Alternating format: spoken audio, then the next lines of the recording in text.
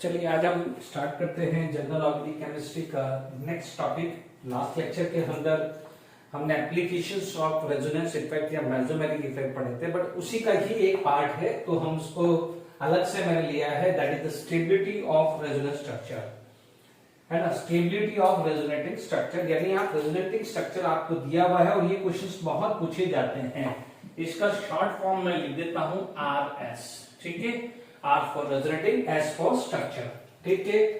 सबसे पहले मान लीजिए आपके पास कोई क्वेश्चन दिया है कि arrange the following in increasing या decreasing order of their stability. Done. तो सबसे पहले आपको फोकस करना है कि क्या क्या चीज का ध्यान रखना है, और जो मैं ये ऑर्डर लिखा है इसी ऑर्डर के अंदर आपको ध्यान रखना है। मोस्टली कोई से भी दुनिया की कोई सी भी रेफरेंस बुक उठा के देखिए, ये ऑर्डर प्रॉपर्ली अरेंज नहीं होता है। ये बहुत मुश्किल से कोई अच्छी कोई इक्का दुक्का कोई बुक्स में मिल जाए तो, ठीक है। आप सबसे पहले क्या देखेंगे कि यदि आपके पास रेजोनेटिंग स्ट्रक्चर दिए हैं, मान लीजिए तो नॉन पोलर या पोलर। नॉन पोलर, पोलर का मतलब नॉन पोलर मतलब जिसके अंदर कोई चार्ज ही नहीं है, ना प्लस माइनस कोई भी चार्ज नहीं है, उसे आप बोलोगे नॉन पोलर। जहां पर प्लस या माइनस होंगे तो उसे आप बोलोगे पोलर। तो resonating structure non polar is more stable than polar, but obviously जहां पर प्लस या माइनस आएगा दिस इज अनस्टेबल सिचुएशन। तो what it will try to neutralize itself. तो डेफिनेटली उसकी रिएक्टिविटी ज्यादा होगी, और रिएक्टिविटी ज्यादा होगी तो स्टेबिलिटी ऑटोमेटिकली कम होगी। तो पहला पॉइंट क्लियर हुआ, ठीक है। इसके बाद आपको देखना है complete octet resonating structure is more stable then incomplete octet. मैं ट्रिक बता रहा हूं 99.99% केस में क्या है, यहां पर इनकम्प्लीट ऑक्टेट है तो आप कार्बोकेटाइन ढूंढ लेना। क्या ढूंढ लेना? कार्बोकेटाइन। कार्बोकेटाइन याद आ रहा होगा कि हमने कार्बोकेटाइन पढ़ा है, उसके अंदर 6 इलेक्ट्रॉन होते हैं। ध्यान से सुन लीजिएगा, आप मोस्टली ढूंढ लेना, यानी है ना। फिर भी मैं अभी एग्जांपल लूंगा तो आपको और क्लियर हो जाएगा। For charge resonating structure, negative charge on more electronegative and positive charge on less electronegative is more stable. For example यदि मान लीजिए आपके पास O- और N- में से डिसाइड करना है, तो oxygen is more negative than nitrogen, तो O- is more negative more stable than N-, या मान लीजिए O- और C- में से चेक करना है तो O- इज प्रेफरेबल। सारे एग्जांपल लूंगा, सारे यूज है वो लूंगा वन बाय वन, टेंशन मत कीजिए। मोर the separation of charge more the stability, ठीक है। More the separation of charge more the stability, ये इसी चारों ऑर्डर में आपको सारे क्वेश्चन सॉल्व करने हैं। Non polar, then complete octet for change resonating structure, ठीक है। कुछ एक क्वेश्चन अपन स्टार्ट करते हैं, ठीक है। वन बाय वन लेते हैं, फिर एनसीईआरटी के क्वेश्चंस भी लेंगे हम लोग। अच्छा, एक चीज का हमेशा ध्यान रखना है कि जो नेचुरल क्लीवेज है, natural cleavage is always be more stable, क्योंकि नेचुरल क्लीवेज का मतलब लास्ट लेक्चर के अंदर भी बताया था कि जब C डबल बॉन्ड O के अंदर हेटेरोलेटिक क्लीवेज होगा तो O should be minus, C should be plus. But कई बार आपको रेजोनेटिंग स्ट्रक्चर में उल्टा देगा, O पे प्लस C पे माइनस देगा। तो पहले वो भी चेक कर लेना कि नेचुरल क्लीवेज है या नॉन नेचुरल क्लीवेज है, वो मैं एग्जांपल लूंगा, आप बेफिक्र रहिए, ठीक है। अभी आप देखिए हम वन बाय वन एग्जांपल लेते हैं, फिर इसको कंपेयर करते हैं, ठीक है। सबसे पहले आप एग्जांपल 1 ले लेते हैं कि जैसे हमने पाई कॉन्जुगेशन का एक एग्जांपल लिया था, ठीक है। अब आप देखिए मैंने आपको पाई कॉन्जुगेशन में 5वां टाइप का था, उसमें आपने ये देखा था कि ये CH डबल बॉन्ड CH, एक को मान लीजिए ये माइनस, ये प्लस था, ठीक है। एक और रेजोनेटिंग स्ट्रक्चर आ जाएगा CH2 CH double bond CH and CH2 minus and plus, क्योंकि हमने पढ़ा हुआ है कि यहां पर लेट इट बी, ये पाई बॉन्ड टूटा, ये आ जाएगा, then this pi bond get shift, तो ये प्लस चार्ज जाना जाएगा। लेट इट बी, ये A है, ये B है और ये C है, ठीक है। अब मान लीजिए यहां पर आपको स्टेबिलिटी ऑर्डर देखना है, ठीक है। स्टेबिलिटी ऑर्डर के अंदर आप देखेंगे A B C, तो आप देखेंगे A neutral, A non polar resonating structure है और B एंड C पोलर है। तो सबसे पहले तो आ जाएगा A, क्योंकि non polar resonating structure is more stable than polar resonating structure. Done. अब दोनों पोलर है तो सेकंड क्या देना है, कंप्लीट ऑक्टेट, इनकम्प्लीट ऑक्टेट। मैंने इनकम्प्लीट ऑक्टेट की ट्रिक बताई थी कार्बोकेटाइन, तो कार्बोकेटाइन यहां भी है, कार्बोकेटाइन यहां भी है, तो ये वाला सेकंड पॉइंट नहीं चलेगा। थर्ड पॉइंट क्या पड़ेगा कि जब आपका पोलर रेजोनेटिंग स्ट्रक्चर है उसमें आप देखेंगे इलेक्ट्रोनेगेटिव एटम के ऊपर negative charge is more stable, but यहां पर वो भी नहीं चलेगा क्योंकि यहां पर C माइनस है, यहां C माइनस है, ये C प्लस है तो C प्लस, तो वो पॉइंट भी चलने वाला नहीं है। तो अब आपके पास फोर्थ पॉइंट क्या था, मोर the separation of charge lesser the stability. तो यहां पर सेपरेशन ऑफ चार्ज किसमें ज्यादा है, C में, इसलिए इसकी स्टेबिलिटी कम है। More the separation of charge lesser the stability. Fourth point check कर लेना कि मैंने क्या लिखवाया है, more the separation of charge lesser the stability, ठीक है। तो ये देखिए दिस इज द आंसर, ठीक है। मान लीजिए आपके पास दूसरा एग्जांपल इसी तरह का कुछ ले लेते हैं, C डबल बॉन्ड OOH, ठीक है।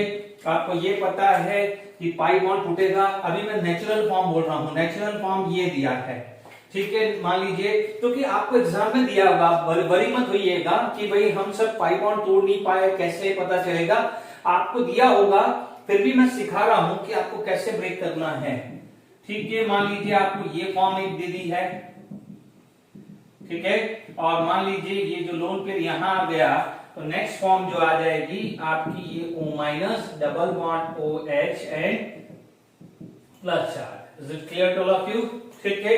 अब मान लीजिए आपके पास ये स्ट्रक्चर दे दिया है, ठीक है। अब ये A है, ये B है, ये C है, इनकी स्टेबिलिटी आपको निकालनी है, ठीक है। यदि आपको स्टेबिलिटी यहां पर आपको चेक करनी है तो देखिए स्टेबिलिटी, अब आप देखो A इज न्यूट्रल तो A पहले आ जाएगा, B और C इज अ न्यूट्रल यानी नॉन पोलर, है ना, B और C is a polar resonating structure. अब इसके अंदर आपको देखना है कंप्लीट और इनकम्प्लीट ऑक्टेट। यहां पर O माइनस है, इसका ऑक्टेट कंप्लीट है, इसका ऑक्टेट कंप्लीट है, इसका ऑक्टेट कंप्लीट है, बट इसका ऑक्टेट कंप्लीट नहीं है, तो आपका स्टेबल कौन ज्यादा होगा, C than B, because complete octet resonating structure is more stable than incomplete octet resonating structure। तो इसका क्या है, आप यहां पर आप लिख दीजिए incomplete octet। Is it clear to all of you? I hope ये दो एग्जांपल से भी क्लियर हो गया होगा। Is it clear to all of you? अब देखिए मान लीजिए यहां पर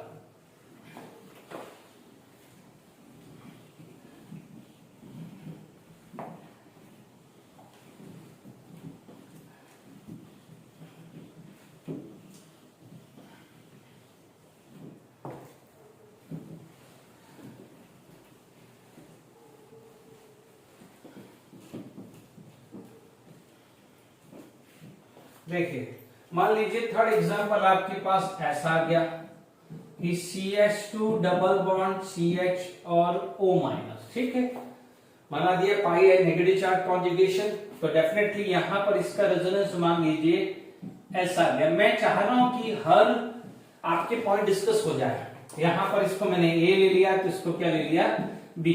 अब आप देख लीजिए दोनों रेजोनेटिंग स्ट्रक्चर क्या है, पोलर है, यहां पर ऑक्टेट कंप्लीट है, देखिए ये भी ऑक्टेट कंप्लीट है, 1 2 और 2 हाइड्रोजन के साथ 4 5 6, क्योंकि कार्बन आयन के अंदर 8 इलेक्ट्रॉन था, मैंने बताया कार्बन आयन में 8 होता है और कार्बोकेटायन में 6 होता है, तो टेंशन मत लीजिए, कार्बन आयन है तो ऑक्टेट कंप्लीट है 8 इलेक्ट्रॉन, ठीक है।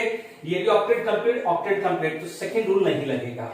अब थर्ड क्या था कि जब आपका रेजोनेटिंग स्ट्रक्चर मोर नेगेटिव के ऊपर नेगेटिव चार्ज मोर स्टेबल है, ये negative charge on O minus, here the negative charge on C minus, तो कौन ज्यादा स्टेबल होगा, आप क्या बोलोगे, A is stable then B, A is stable then B।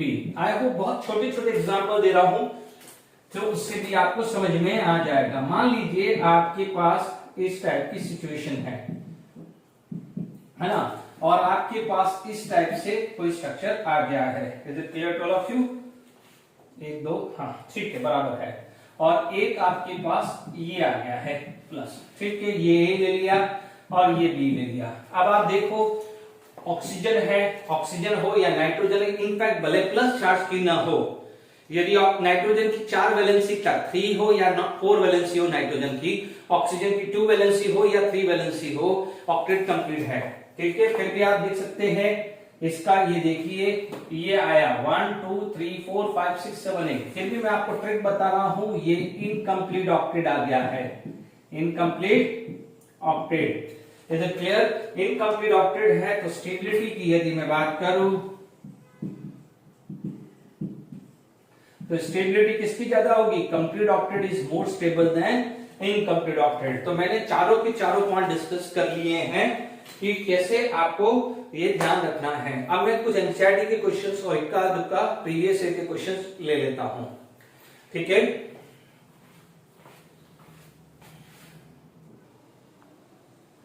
चलिए फटाफट से अपन क्वेश्चंस करते हैं।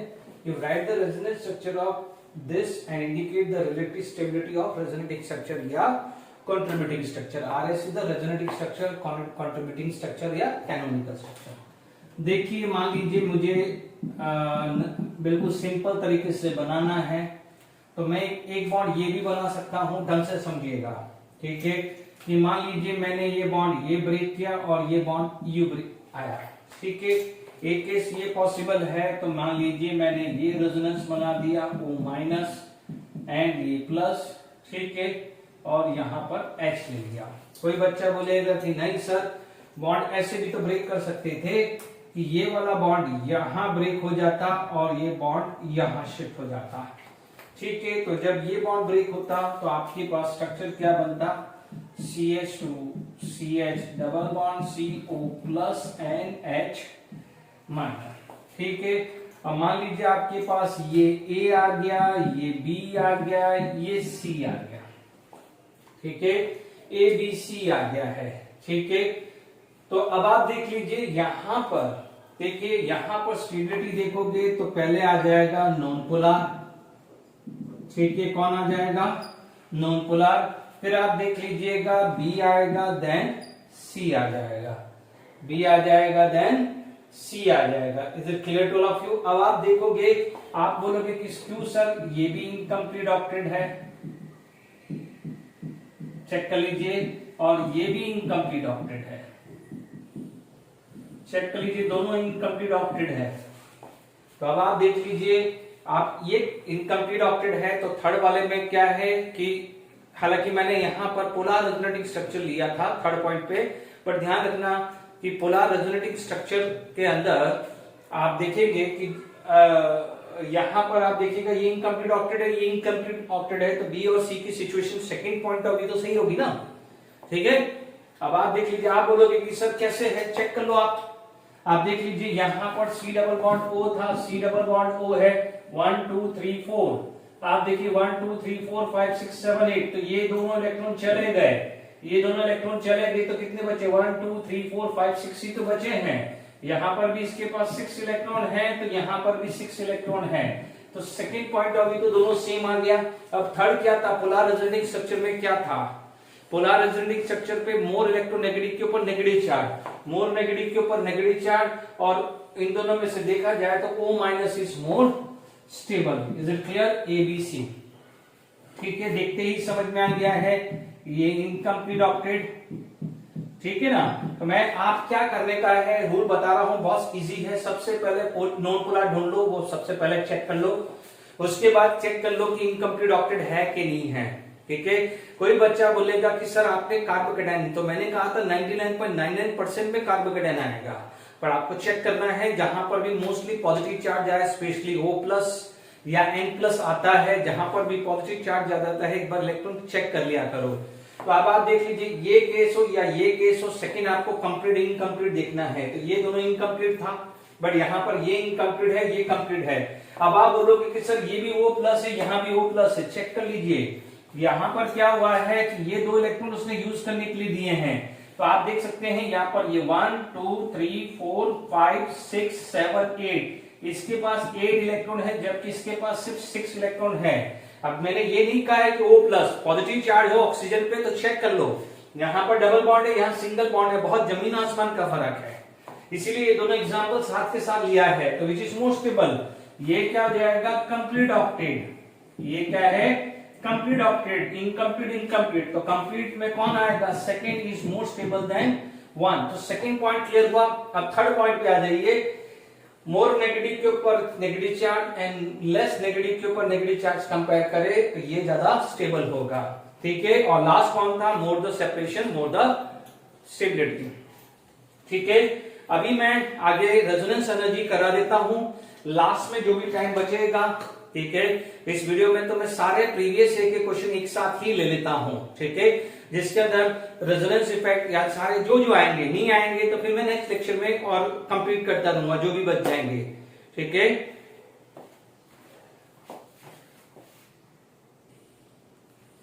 चलिए नेक्स्ट यहां पर जो चीज आ जाती है,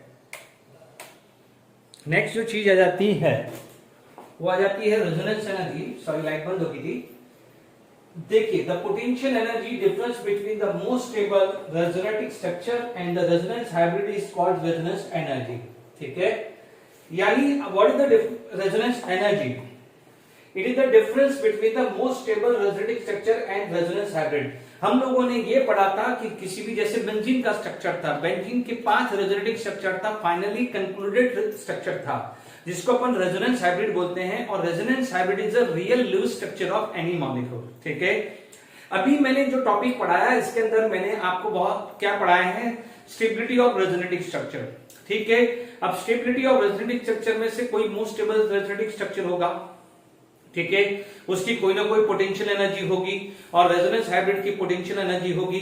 दोनों का जो डिफरेंस होगा which is known as resonance energy, ठीक है। यानी potential energy of resonance hybrid minus potential energy of most stable resonating structure is known as resonance energy, ठीक है। यदि आप बिल्कुल सिंपल तरीके से देसी लैंग्वेज में मैं बोलूं, मैं बहुत देसी लैंग्वेज में बात करूं कि रेजोनेंस एनर्जी, बट ठीक है, मैं बहुत सिंपल वर्ड में बोलता हूं, theoretical energy, theoretical energy minus actual energy, ठीक है। बच्चों ये ध्यान रखना, सिर्फ एक ट्रिक के हिसाब से बता रहा हूं। यानी जो मान लीजिए किसी मॉलिक्यूल्स को देख के आप सोचते हो कि इसकी एनर्जी इतनी आनी चाहिए, ठीक है, तो वो एनर्जी माइनस आप एक्चुअली प्रैक्टिकल एक्सपेरिमेंट करने के बाद जो एनर्जी एब्जॉर्ब करते हैं, उन दोनों का जो डिफरेंस है उसे बोलते हैं रेजोनेंस एनर्जी। जैसे मान लीजिए आप बेंजीन का एग्जांपल लेते हैं, एग्जांपल बेंजीन, ठीक है। बेंजीन की बात करें, मान लीजिए हम कैलकुलेट करते हैं रेजोनेंस एनर्जी इन बेंजीन। यदि मान लीजिए बेंजीन के अंदर आप रेजोनेंस एनर्जी कैलकुलेट करना चाहते हैं, आपको पता है एक्सपेरिमेंटली, जो मैं लिख रहा हूं एक्सपेरिमेंटली है, plus H2 are going to be give this cyclohexane. ये होता है साइक्लोहेक्सीन, ये होता है साइक्लोहेक्सेन, एंड यहां पर हीट ऑफ हाइड्रोजनेशन आता है 28.6 आता है। Is it clear? 28.6 आ जाता है। Is it clear to all of you? Okay okay, ठीक है। 28.6 आपके पास आ गया है किलो कैलोरी पर मोल, ठीक है। अब देखिए यहां पर हुआ क्या है, हालांकि देखिए डेटा नहीं भी याद है तो कोई टेंशन नहीं, आप उससे कंसेप्ट समझ लीजिए। अब आप देख लीजिए, आपने 28.6 लिया, ठीक है। यदि आप ये बोलते हो बेंजीन का स्ट्रक्चर हाइब्रिड स्ट्रक्चर मान के चलते हो तो सॉरी ये स्ट्रक्चर आप मान के चलते हो, तो आप बोलोगे कि सर इसके अंदर 3 मोल्स हाइड्रोजन डाल दो बेंजीन के अंदर तो ये साइक्लोहेक्सेन मिल जाएगा, तो दिस इज पर मोल। तो आप यहां पर डेल्टा एच क्या मान के चलोगे, 3 इंटू माइनस 28.6 आया, ठीक है। ये वैल्यू कितनी आ रही है, 6 3 जा 18, 1 24 25 3 2 जा 8, 85.6 kilo calorie. Is it clear?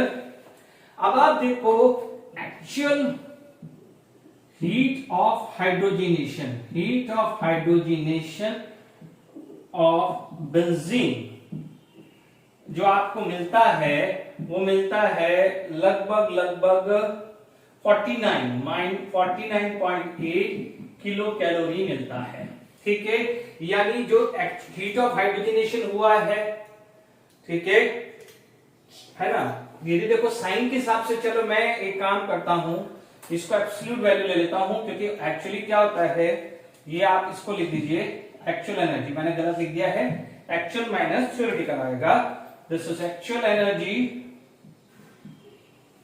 Minus theoretical energy, उल्टा लिख दिया था मैंने, या आप मॉडुलस भी कर सकते हैं। या तो आप मॉडुलस भी कर सकते हैं, उसमें कोई बड़ी बात नहीं है, थियोरेटिकल एनर्जी माइनस एक्चुअल। अब आप देखो यहां पर एक्चुअल एनर्जी कितनी मिली, -49.8, थ्योरेटिकली आपने सोचा था -85.8, तो ये वैल्यू कितनी आ गई है 36 किलो कैलोरी। क्या ये 36 kilo calorie, and this is known as resonance energy. Calculations करने के लिए आपसे पूछा जा सकता है कि कैलकुलेट द रेजोनेंस एनर्जी, तो आप क्या बोलोगे, this is actual energy minus theoretical energy, या थ्योरेटिकल माइनस एक्चुअल लिखना चाहते हो तो आप उसको मॉडुलस कर लीजिए, ठीक है, ये एब्सोल्यूट वैल्यू, यानी एक्चुअल हीट ऑफ हाइड्रोजनेशन, यानी this is the real structure, benzene का रियल है तो यानी ये रियल वैल्यू है। रियल वैल्यू इसका मतलब this is the energy related to the hybrid resonance hybrid, and this is related to the stable molecules, ये सब मान के चलते हैं, ठीक है। फिर भी ज्यादा नहीं समझ में आया तो आप एक चीज सोच लीजिए कि ये एक्चुअल है और theoretical, actual minus theoretical resonance energy है, ठीक है। इसके बाद न्यूमेरिकल्स भी करेंगे अपन को कैसे निकालना है, ठीक है। अब आप देखिए यहां पर मैं बात करूं, एक जो ध्यान रखना कि जो रेजोनेंस एनर्जी है, resonance energy directly proportional to stability, ठीक है। यानी आप इतना बोल सकते हैं कि यदि किसी की रेजोनेंस एनर्जी ज्यादा है, किसी की रेजोनेंस एनर्जी ज्यादा है तो वो मॉलिक्यूल स्टेबल ज्यादा होगा, स्टेबिलिटी ऑफ मॉलिक्यूल्स, ठीक है। ध्यान से समझ लीजिए, क्योंकि आप एक ही चीज का ध्यान रखिएगा कि ये वैल्यू आपकी कांस्टेंट है, ये वैल्यू आपकी वेरिएबल है, ठीक है। ये तो आपने सोचा हुआ है तो ये कांस्टेंट वैल्यू होगी, ये वेरिएबल होगी।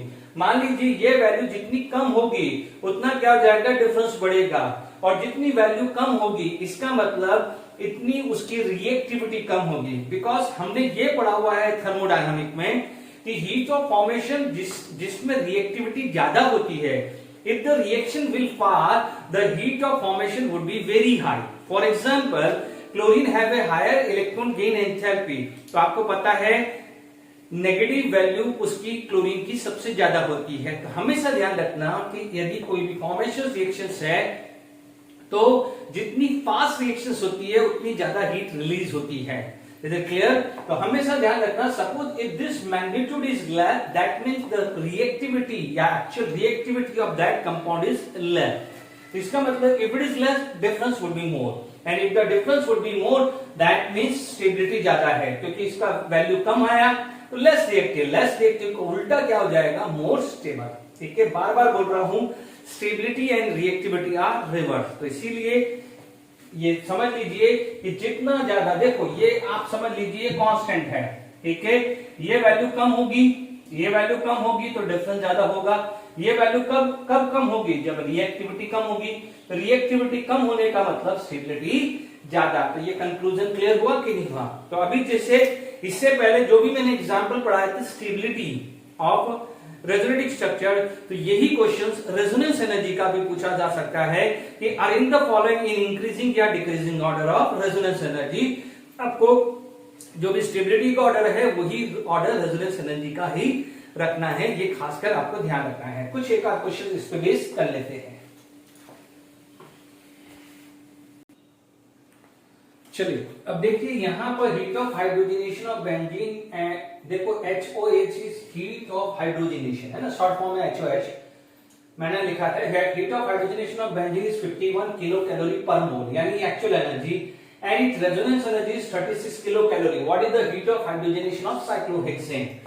देखिए साइक्लोहेक्सेन की बात करें तो आप देखेंगे हमने जो थ्योरेटिकल एनर्जी मानी थी, वो थ्योरेटिकल जो एनर्जी थी साइक्लोहेक्सेन की, तो अपन ने वो हीट ऑफ हाइड्रोजनेशन, ठीक है, यानी मान लीजिए थ्योरेटिकल जो एनर्जी है, theoretical heat of hydrogenation of benzene, वो आपका क्या है 3x। अब x क्या है, heat of hydrogenation of cyclohexane, यही हुआ ना, क्योंकि अभी अपन ने मैंने एग्जांपल लिया था -28.6, है ना, वो क्या था, it is the heat of hydrogenation of cyclohexane. तो बेंजीन में हाउ मेनी मोल यूज हो रहे हैं, सॉरी बेंजीन में कितने मोल यूज हो रहे हैं, 3 मोल, तो 3 मोल है तो 3 टाइम्स आ जाएगा। Is it clear to all of you? तो अब आप देख लीजिए resonance energy is equal to theoretical energy minus actual energy. ठीक है, भले क्योंकि पॉजिटिव साइन है तो एब्सोल्यूट लेने का नहीं है। ठीक है, रेजोनेंस एनर्जी कितना है 36, थ्योरेटिकल एनर्जी कितना आ जाएगा 3x माइनस 51।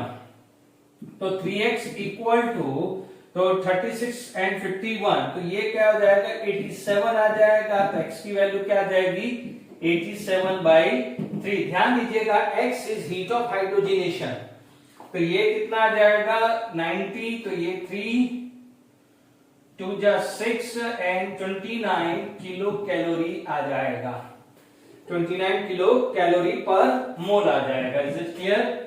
ठीक है, हालांकि देखिए साइन इसमें नहीं लिखा है तो चलेगा। An organic molecule has a 5 C double bond C and heat of hydrogenation for C double bond C is 28.8।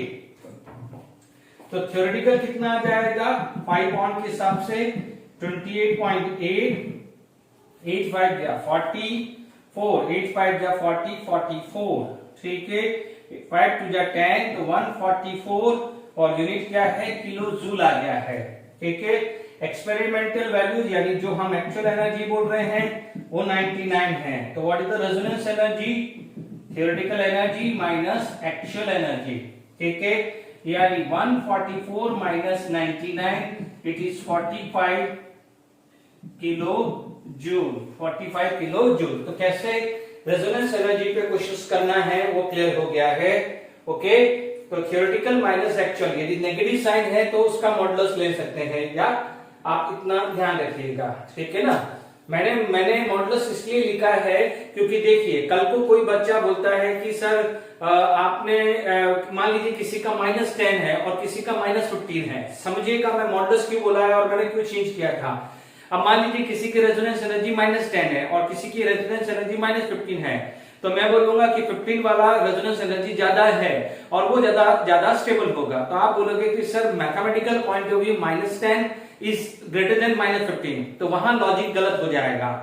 हमें मैग्नीट्यूड कंपेयर करना है, इसलिए मैंने क्या कहा था कि रेजोनेंस एनर्जी में मॉडुलस बना दीजिए। पर यदि आपको कहीं कैलकुलेशंस करना है तो मॉडुलस की जरूरत नहीं है, क्योंकि ठीक है, तो ये चीज का ध्यान रखना, theoretical minus actual energy. Is it clear to all of you? I hope यहां तक समझ में आ गया है। नेक्स्ट टॉपिक बात करते हैं बॉन्ड लेंथ। ठीक है, बॉन्ड लेंथ सिंपल टॉपिक है, उस पे हम बेस क्वेश्चंस करते हैं। ठीक है, बॉन्ड लेंथ पे यदि कभी क्वेश्चंस आ जाता है तो इतना टेक्निकली मैंने आपको समझाया हुआ है कि बॉन्ड लेंथ पे आप इतना ध्यान दीजिए। जब मैंने रेजोनेंस का कंसेप्ट, रेजोनेंस स्ट्रक्चर आपको समझाया था, तब मैंने आपको इतना समझाया था कि if any pi bond participate in resonance या सिंगल बॉन्ड डबल बॉन्ड की में बनने की कोशिश कर रहा है, जैसे मान लीजिए यदि मेरा नेक्स्ट टॉपिक आ जाता है बॉन्ड लेंथ। ठीक है, बॉन्ड लेंथ यदि आ जाता है, बॉन्ड लेंथ हम हाइपर कॉन्जुगेशन टॉपिक में भी पढ़ेंगे। जैसे मान लीजिए आपके पास ये स्ट्रक्चर है और आपके पास ये स्ट्रक्चर है। ठीक है, इसकी बॉन्ड लेंथ x ले लें, इसकी बॉन्ड लेंथ आप y ले लेते हैं। ठीक है, अब आप देखेंगे ये आपका लोन पेयर है, इसकी वजह से इसका कॉन्जुगेशन आया है, कॉन्जुगेशन आया है, तो अब आप देखिएगा रेजोनेंस आया है। ठीक है, ये CH double bond Cl plus and minus. ठीक है, अब आप देखिए इसका रेजोनेंस हाइब्रिड क्या होगा, CH2 CH एंड Cl होगा। Is it clear? और इसका रेजोनेंस जो हाइब्रिड स्ट्रक्चर आ जाएगा वो इस टाइप से आ जाएगा कि पार्शियल डबल बॉन्ड कैरेक्टर, यहां पर जो बॉन्ड ऑर्डर आ जाएगा इट लाई बिटवीन 1 से 2 आएगा, जबकि ये x का जो बॉन्ड ऑर्डर है वो प्योरली 1 है, बिकॉज यहां पर किसी भी तरह का रेजोनेंस नहीं आया है। मान लीजिए बॉन्ड लेंथ की बात करें तो बॉन्ड लेंथ पे यदि आपके पास आ जाए तो आप बोलोगे x is greater than y, because bond length जो है is inversely proportional to bond order. तो प्लीज इधर ये चीज का इस कंसेप्ट पे क्वेश्चंस आए तो कैसे काम करना है, इसमें यहां पर कंक्लूडेड कर लेता हूं कि मोर कॉन्जुगेशन है ना, लेसर बॉन्ड लेंथ। ठीक है, यानी जितना कॉन्जुगेशन होगा उतना क्या है बॉन्ड लेंथ लेसर होगा। इस पे नंबर ऑफ टाइम क्वेश्चंस बनते हैं, ठीक है। एक क्वेश्चंस मैंने आपको डिस्कस किया है, अब मैं इस पे ही प्रीवियस ईयर के क्वेश्चंस मैं डिस्कस करूंगा, ठीक है। मैं एक साथ सारे प्रीवियस ईयर के क्वेश्चंस ले रहा हूं, ठीक है।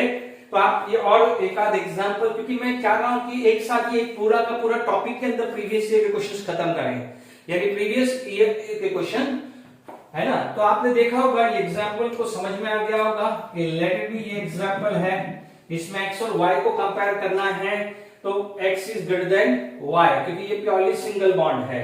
एक और एग्जांपल ले लेता हूं तो और अच्छे से क्लियर हो जाएगा।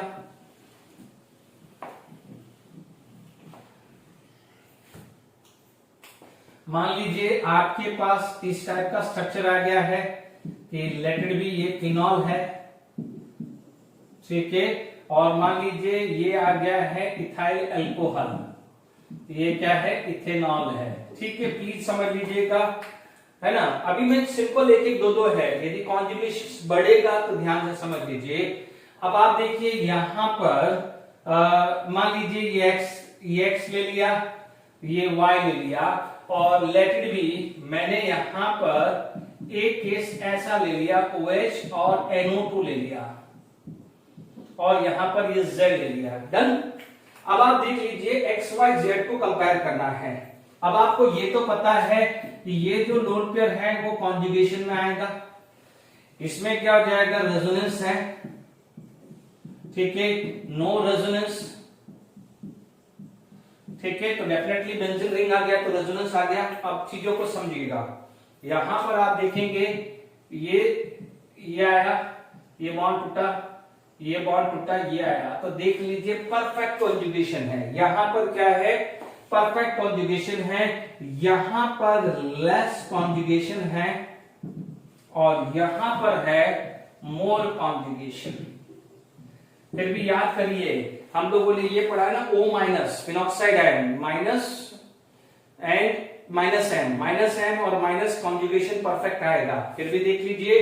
अब आप देखिए, यदि आपको देखें बॉन्ड लेंथ की बात करें, बॉन्ड लेंथ, ठीक है, देखिए इसके अंदर तो कोई रेजोनेंस है ही नहीं, तो सबसे ज्यादा बॉन्ड लेंथ y की आएगी।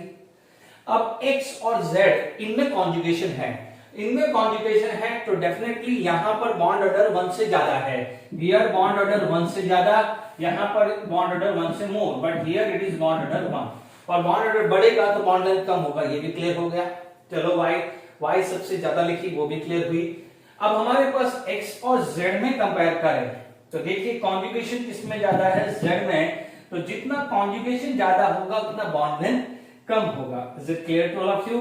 आई होप बॉन्ड लेंथ और रेजोनेंस एनर्जी का कंसेप्ट मैंने आपको क्लियर कर दिया है। Is it clear? अब आप देखिए, इस पे मैं प्रीवियस ईयर के क्वेश्चंस मैं लेता हूं। बच्चों ध्यान रखिए, aromatic, non aromatic, anti aromatic, no doubt it is a part of a resonance effect only, उसका मैं वीडियो अलग से बनाऊंगा, ठीक है, क्योंकि मर्जिंग है। अभी जितना पढ़ाया है ना, उस पे बेस में प्रीवियस ईयर के क्वेश्चंस डालना चाहता हूं। Is it clear?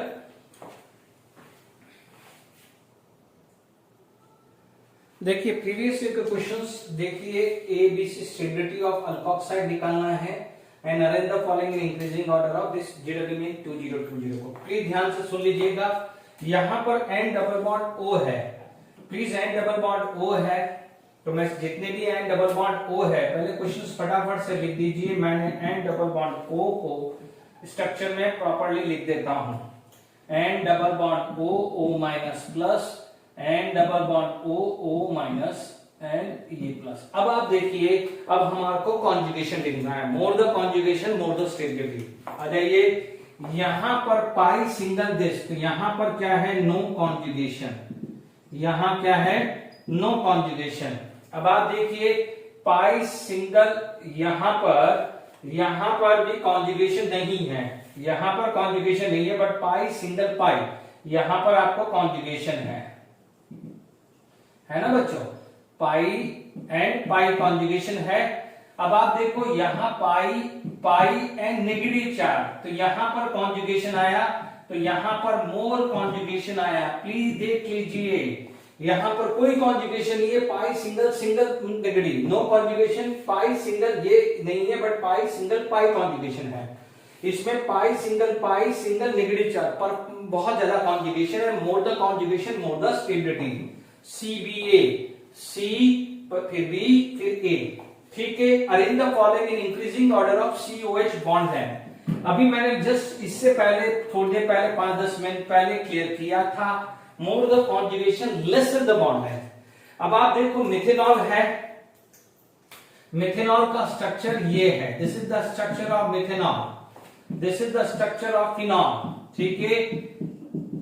ये Q आ गया, ये P आ गया, ये Q आ गया, है ना। और यहां पर अभी मैंने एग्जांपल NO2 का लिया था, जबकि यहां पर है OCH3। बहुत अच्छा क्वेश्चन, O इथॉक्सी है ना ये। अब आप देखिएगा वो NO2 था -M, ये है +M, बहुत अच्छा क्वेश्चन है। यहां पर तो क्या है, बॉन्ड ऑर्डर 0 है, 1 है, सॉरी CO बॉन्ड है ना, ये CO बॉन्ड चाहिए, ये वाला बॉन्ड है ना। यहां पर क्या है, बॉन्ड ऑर्डर ग्रेटर देन 1, यहां पर बॉन्ड ऑर्डर ग्रेटर देन 1, तो सबसे ज्यादा बॉन्ड लेंथ P की आएगी, तो सबसे ज्यादा बॉन्ड लेंथ P की आएगी, ये तो परफेक्ट आ गया। अब आप देख लीजिए यहां पर कॉन्जुगेशन परफेक्ट जा रहा है, जबकि यहां पर यदि कॉन्जुगेशन आता है तो यहां पर नेगेटिव चार्ज होगा और ये लोन पेयर आएगा, तो ये कॉन्जुगेशन को कुछ हद तक गड़बड़ करेगा, +M इस कॉन्जुगेशंस को गड़बड़ करेगा। जबकि मैंने एग्जांपल लिया था NO2 ने क्या करा था, कॉन्जुगेशन को परफेक्ट किया था, तो -M परफेक्ट कर रहा था, बट +M परफेक्ट नहीं कर रहा है। नो डाउट यहां कॉन्जुगेशन इसके साथ नहीं होगा, इसके साथ रह जाएगा, बट ये डिस्टर्बेंस करेगा। तो यहां पर क्या है, प्लीज इधर ध्यान दीजिएगा, ये परफेक्ट कॉन्जुगेशन, इसमें कोई डिस्टर्बेंस नहीं है, जबकि यहां डिस्टर्बेंस है। तो जब डिस्टर्बेंस नहीं होता है, डिस्टर्बेंस नहीं होता है तो उसको परफेक्ट कॉन्जुगेशन मिल जाता है, ठीक है ना। क्योंकि देखिए वो चाहेगा कि भाई, देखिए वो चाहेगा कि भाई मैं क्यों करूं, मैं मेरा कॉन्जुगेशन करूं ना, ये लोन पेयर करूं, तो यहां पर क्या है, ये नेगेटिव चार्ज और ये लोन पेयर, तो ये थोड़ी सी गड़बड़ वाली सिचुएशन आ रही है, तो ये परफेक्ट कॉन्जुगेशन नहीं है। ये P है और ये Q और R है, तो इसका मतलब P के बाद R आएगा, R के बाद Q आएगा, ठीक है। तो P R Q यानी आपका जो ऑप्शन आ गया है वो C आ गया है। आई होप यहां तक समझ में आ गया है जेडब्ल्यू मेंस का क्वेश्चन, ठीक है। और फटाफट से क्वेश्चन करते हैं, फटाफट से क्वेश्चंस करते हैं। Which of the following has the shortest Cl bond, which of the following shortest Cl bond. देखो जेडब्ल्यू मेन 2020 का क्वेश्चन। अब मैंने आपको देखा है, तो देखिए फटाफट से N डबल बॉन्ड O- बना दीजिए। मैंने आपको सही बताया, कॉन्जुगेशन परफेक्ट देखो, ये पाई ये लोन पेयर परफेक्टली कॉन्जुगेशन में आ रहा है। यहां पर ये पाई बॉन्ड टूटा है तो ये कॉन्जुगेशन में आ रहा है, ठीक है। यहां पर भी ये टूटा है, ये कॉन्जुगेशन में आ रहा है, ठीक है। यहां टूटेगा, ये भी आएगा, बट ये लोन पेयर इसको अपोज करेगा, ये क्या करेगा, अपोज करेगा, ठीक है, क्योंकि ये +M है, ये +M है। तो आप देखेंगे सबसे ज्यादा कॉन्जुगेशन इसमें है, तो आप देखेंगे सबसे ज्यादा कॉन्जुगेशन इसमें है, इसीलिए मोर the conjugation shorter the bond length. Is it clear? ये आपका राइट आंसर आ गया है, ठीक है।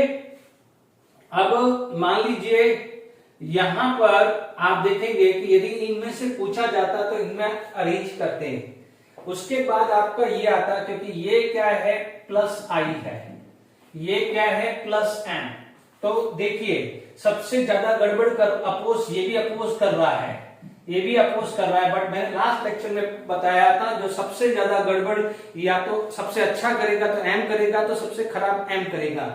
यहाँ -M सपोर्टिव है, तो यहाँ पर +M क्या है, सपोर्टिव नहीं है। यदि मान लीजिए इन चारों में से कोई बच्चा बोलते कि सर ये क्या ऑर्डर होता, तो आप देखते कि सबसे शॉर्ट बॉन्ड लेंथ इसकी है क्योंकि इसका कॉन्जुगेशन प्रॉपर है, फिर आता C, क्योंकि यहां इन दोनों में कोई गड़बड़ नहीं है, बट इसमें मोर कॉन्जुगेशन है इसलिए इसकी बॉन्ड लेंथ कम है, इसमें लेस कॉन्जुगेशन है इसलिए इससे थोड़ी सी ज्यादा है।